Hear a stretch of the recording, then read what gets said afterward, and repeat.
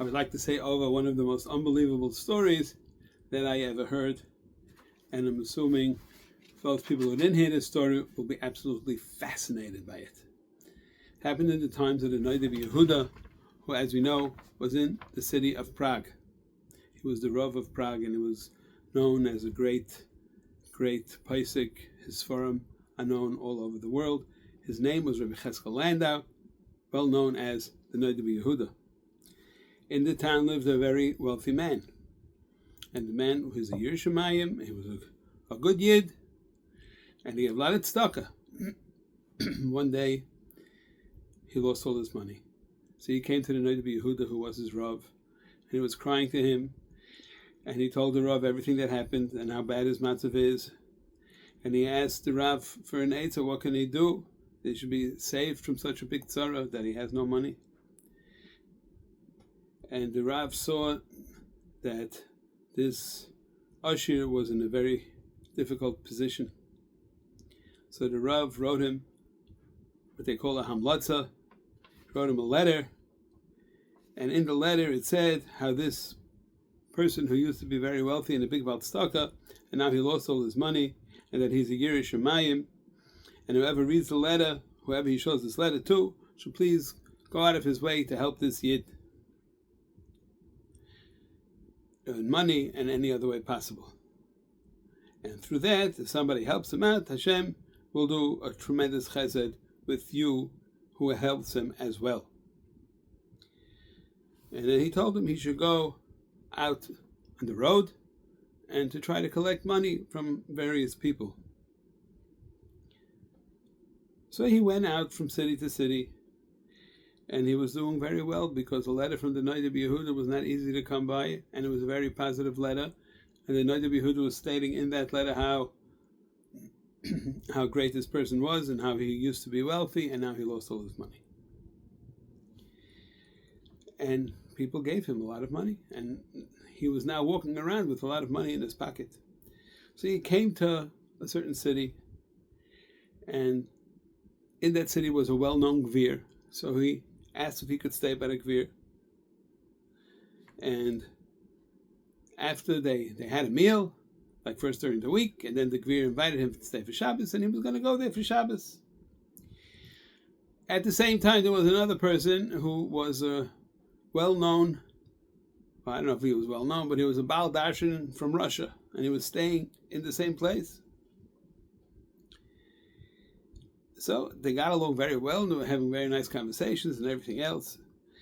While they were there, so, like this is before Shabbos, the Ashir read a letter from the Nodda Biyehuda, and he gave him a lot of money, and he was very nice to him, very close with him.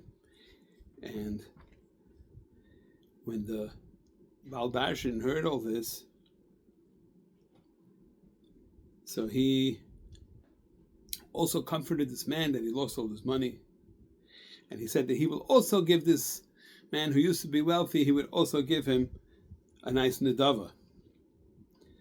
Anyways, this was already on Shabbos, so after benching, everybody got up and went to their rooms to go to sleep. The gvir, whose house they were in, went to sleep, and so did this person who was collecting, who came from Prague. So when the person from Prague fell into this deep sleep, and everybody else in the house was also sleeping, all of a sudden got up this Baal Darshan. He got up and he went through the pockets of this Yid who was from Prague, and he took the letter from the Nodda Biyehuda, and he took all the money that he had, which was like 3,000, called Rheinish, or whatever the currency was, and he took them all, and he went out. When the Yid from Prague woke up and he saw that all his money was stolen and his letter was stolen, so he cried very hard. And the gvir heard what's going on, and he sent all his servants to go look in the city, outside the city, where this Baal Darshan ran off to. But it was a waste of time, because this Baal Darshan, not only did he steal the money and steal the letter from the Nodda Biyehuda, but he also traveled on Shabbos to leave town so he could make off with all the money. Nobody knew where he went. This Yid who came from Prague was a very broken man now. He had already suffered two tremendous losses. The first one was when he lost all his money, and now he finally was able to get back on his feet a little bit with the letter from the Nodda Yehuda. But he had to, no choice. So he went around city to city. So instead of getting like $100 from each person because he had a good letter from the Nodda Yehuda, he was getting quarters and singles and all kinds of little amounts in order to get him by. But he had no eitzah. Meantime, since he was such a brachana person, because he had to go through such tremendous hardships, that his whole look changed, and people who used to recognize him couldn't recognize him anymore because of all the tremendous tsaros that he had. He wasn't recognizable. Now, what happened to this Baldashin who stole his money? So the Maisa, he went around with the letter from the Nodda Yehuda, and he was using it for his own benefits.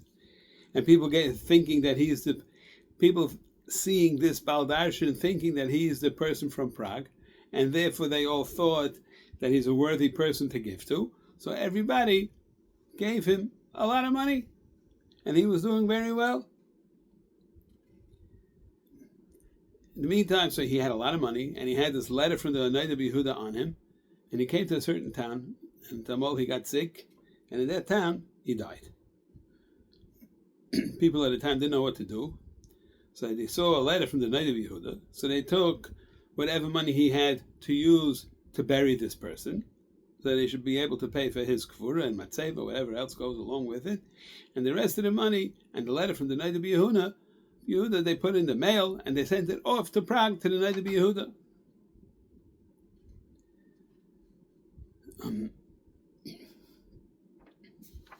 So anyways, so the letter comes, and one of the reasons that they did this from this city, because they didn't want the wife of this person from Prague, they didn't want him to be in Aguna, her to be in Aguna, so therefore they sent off the letter saying that you should know that this person who got the letter from the Rav in Prague, that he died. When the Rav heard this, so he immediately called the almana of the person who originally got the letter from Prague, even though she was not really an almana, but according to the story that happened, she was an almana. And he gave to the almana all the money that was left over from the money that was sent back, and they used it to live. Meantime, when the almana got up from the shiva, so she came to the Nodda Yehuda and asked if she's allowed to remarry. So Nodda Yehuda said, yeah, you could remarry, because we have klar edus that your husband, who was the bearer of this letter, that he died in a certain city, and therefore there's no shayla of an aguna, it's vaday that the husband died. Meantime, so this lady who had a heter from the Nodda Yehuda, so she married another person from Prague. Now at this time, this lady was already 55, which is usually past the woman's childbearing years. So the man and the woman made a neder and a promise, because it was not likely that they would have children. They said if Hashem will help them to have children, they'll make a suda for aniyim every single day of the 8 days for the milah, and whatever any ani comes asking for money, they're going to give them, and it's going to be a huge suda for all the aniyim. When the person who was from Prague, he heard that there's a huge parties going on in Prague, and he needed to eat, so he figured, let me go there as well. So he comes to this huge suda, and nobody recognized him, because he already looked very different, because of all the hardships that he went through, all the years that we mentioned earlier, that he was not recognizable anymore. So nobody recognized him. They gave him to eat, and he ate as much as he could. And he came there and he started crying after he ate. He started crying very, very hard. So the Balabayas, who was now the husband of his wife, saw this ani sitting there crying his head off, and he says, what can I do to help you? I'll do anything you want. So the ani said, no, I don't want money. I don't want presents. I don't want anything. I only want one thing. I want to see the mother of the baby. So, which is a very strange request, You have an ani coming to your house and all he wants to see is the mother of the house. So a bit strange. So he went to the Nodda Yehuda. The new husband went to the Nodda Yehuda and said, "There's an ani who's here and he's crying very hard and he wants to see my wife." In any event, so the ani comes in and he sees the wife, and she looks up and she sees that the person who walked in is her husband, and she had such a pachad that on the spot she died. All of a sudden the people of the city said, this guy caused the woman, the mother of the baby, to die. They started beating him up. And he said to them, "You know what, take me to the Rav of the city and we'll tell him the story and he'll straighten everything out." When they came to the Rav, so of course the Nodda Yehuda recognized who this person was.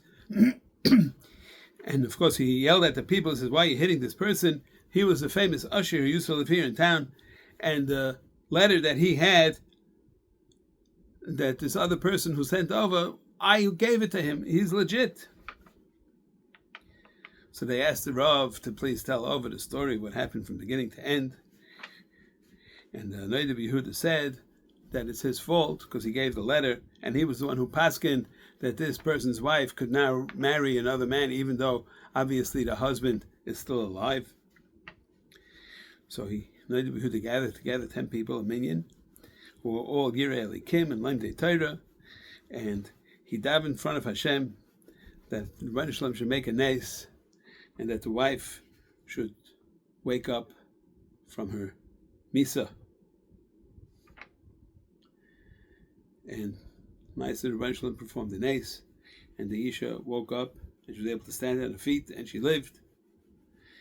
And then Nodda Yehuda said that both husbands should give her a get because she can't live with either one anymore. Anyways, at that point, everybody saw the greatness of the Nodda Yehuda, and story, phenomenal story, Amunas Chachamim. What's the halacha with the baby, if he's a mamzer or not? For that, you have to ask a certified local rabbi. I'm not one to say these things. I'm sure the Nodda Yehuda had a psak on it, but I don't know what it is. On that note, it's a good story for Ben Zmanim and for any other time as well.